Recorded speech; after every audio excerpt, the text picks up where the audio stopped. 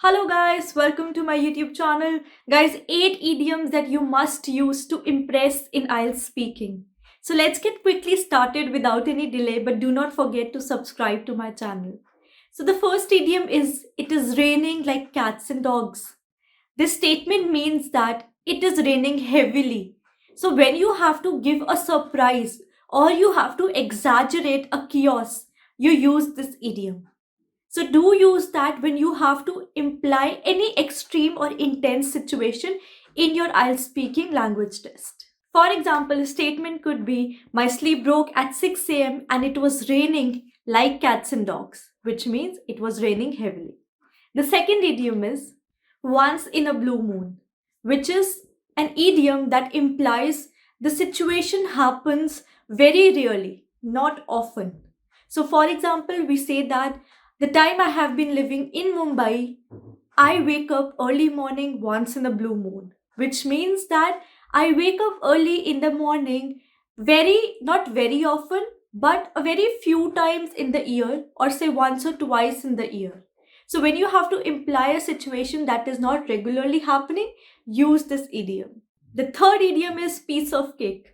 So when you have to imply a situation that is like a cake walk, which means very easy. It's like in a चुटकी में काम हो जाता है, उसको कहते हैं piece of cake.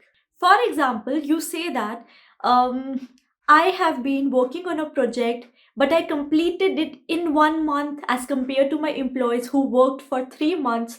It was a piece of cake for me, which means that it was quite easy for you. You finished it very quickly and it was enjoyable. So when you have to meet these criteria, use the idiom piece of cake. The fourth idiom is hit the nail on the head, which means that you applaud a person when you use this idiom. You imply that the person has actually accurately figured out one problem.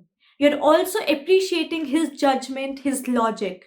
For example, while we were solving a problem at home, my mother hit the nail on the head, which means that my mother was the only person who figured out the solution for the problem and also identified the problem at the first place.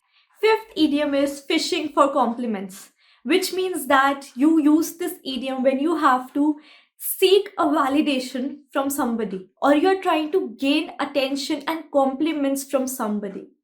Now, this is a quite sarcastic statement if you see, but you will use it in this following statement. For example, now your mother had just walked in and you will say that you try to compliment her. And then, for example, your mother has walked in and you say, you look very beautiful. And then you say that, now compliment me back. I'm fishing for compliments. Which means that you're directly communicating that you're looking forward to hear compliments from her on yourself. I hope this is clear to you guys, and let's proceed to the sixth idiom. The sixth idiom is it takes two for tango. This means that what is tango? It's a dance. So you require two people, right? You require partners in that. So here this idiom is used to imply that for a particular situation, two people are responsible and it's not just one. Now this is used often in cases when you will see something has backfired. There is a failure in one task. So how you report to your manager, that manager, it requires two for tango. It is not just me, but also my creative director who has miserably failed in this task. So that is how you show that there is a team, say at least two people who are involved in such a task, and hence that has not been successful.